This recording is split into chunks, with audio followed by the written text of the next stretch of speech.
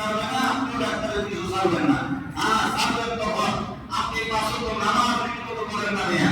এই নামাজের মতো শ্রেষ্ঠ জ্ঞান পৃথিবীতে আর হয় না। কথা বলতে কি আপনি কয় নম্বর জ্ঞান করবেন? লাভাইবেন, সিলাইবেন, হাওলাইবেন, এত দরকার নাই তো। আপনি পাঁচ ওয়াক্ত নামাজ ঠিকমতো করেন, আপনার প্রত্যেকটা জয়েন্টে ব্যায়ামের যে করণীয় যা কিছু আছে সব দেখুন হয়ে গেছে। আপনি যখন নামাজ পড়বেন প্রত্যেকটা আঙ্গির সুরাজ আপনাদের খবর দিতেছে। কথা বলতে কি তো পৃথিবীর মধ্যে শ্রেষ্ঠ জগৎ নামাজ। তাতে ডাক্তারের কথা মানলেন, আল্লাহর কথা মানলেন না। আবার আপনি দুনিয়ার জন্য পাগল, খেলার জন্য পাগল, কিন্তু আল্লাহর হুকুম মানা সবাই আল্লাহর কাছে বান্দা আমি তো পাঠাইছি আমার গোলামির জন্য, আমার গোলামি করো। এখন আপনারা আমার পাঠাইলেন গোলামের জন্য। মাহশরের মাঠে যখন আপনাকে আমাদের ধরবে, বান্দা আমি তোমার পাঠাইছি না, রিজিক আমি নেই বলে আল্লাহ দিচ্ছেন তো। নামাজ কি পড়ছ নাই, রিজিকের জন্য ধরছিলাম দুনিয়ায়। দেখবেন আপনি ফজর নামাজ পড়েন নাই, আপনার রিজিক কিন্তু আল্লাহ বন্ধ করে দেবে। আজকে যারা জুমার নামাজ পড়তো না, এরা পূর্বে যাইতো না, এদেরকে আসলে রিজিকটা দেয় কে? আল্লাহ। এরা মনে করে কি জানেন? এরা মনে করে যে রিজিক আমরাই জোগাড় করি, আমরাই তো অনেক কামাই আমরা করতেছি। রিজিক তোমার আমার দ্বারা হয় না তো। রিজিকের ফায়সালা আসমান থেকে হয়। তার জন্য রিজিক কতটুকু পর্যন্ত খরচ করবে, এটার ফায়সালা আসমান থেকে আল্লাহ করে দেয়। আপনার বাস্তবে আপনার সংসারের রিজিকের ব্যবস্থা আল্লাহ করে। আপনি আমি যদি টাকা কুড়ি দেখাই, দেখবেন যে ঘরটা বানিয়ে দিব, রিজিক আপনার জন্য। কথা বলে ঠিক কিনা? বন্ধুরা আমার, আল্লাহ পাক রব্বুল আলামিন বলেন, বান্দা এই দুনিয়ার জমিনে আমি তোকে পাঠাইলাম, আমার গোলামি করছিলাম। বান্দা 50 বছর 60 বছর আমি তোমার যে হায়াত দিছি, বান্দা কি আমল করছো আমাকে দেখাও।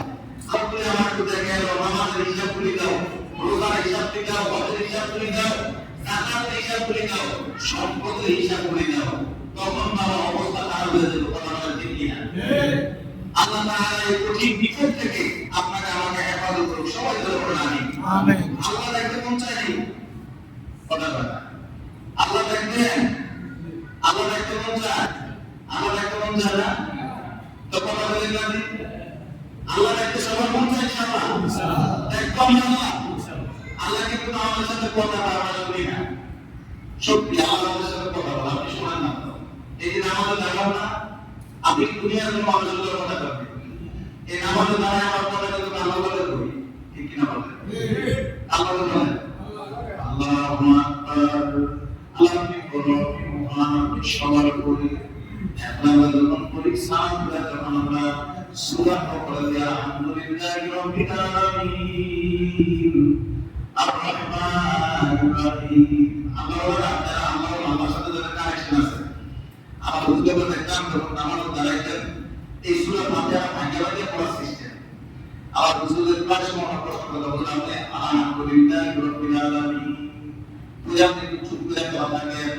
হুজুরকে চুপ করে থাকার কারণ হলো আমি যখন আল্লাহর কথা আলহামদুলিল্লাহি রাব্বিল আলামিন এটা জবাব আল্লাহ আমাকে দিয়ে দেয়। সুবহানাল্লাহ, সুবহানাল্লাহ। আর-রহমানির রহিম আমি শুনে আল্লাহ দিয়ে দেয়, জবাব দিয়ে দেয়। জন্য আল্লাহ তুমি বলেন নামাজ যখন দাঁড়াইবা তাওবা করবা না। একটা এমন লোক আছে সেটা একটা রুকুয়াটা মারে না, ভিডিও বানায়। ঠিক কি?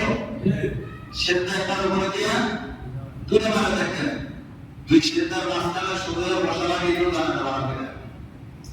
নামাজের 14টা ওয়াজিব আছে কটা? বলেন না ওয়াজিব। নামাজ ভঙ্গের 19টা কারণ আছে। কটা আছে?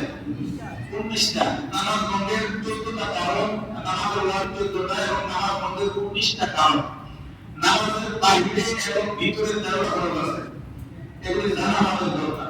কারণ আমাদের সামনে সবাই জানা, আলহামদুলিল্লাহ অধিকাংশ আমাদের জানে। যেমন আপনার ওয়াজিব দুই সেজদার মাঝখানে সোজা বসা, এটা ওয়াজিব করে দিয়েছে আল্লাহ।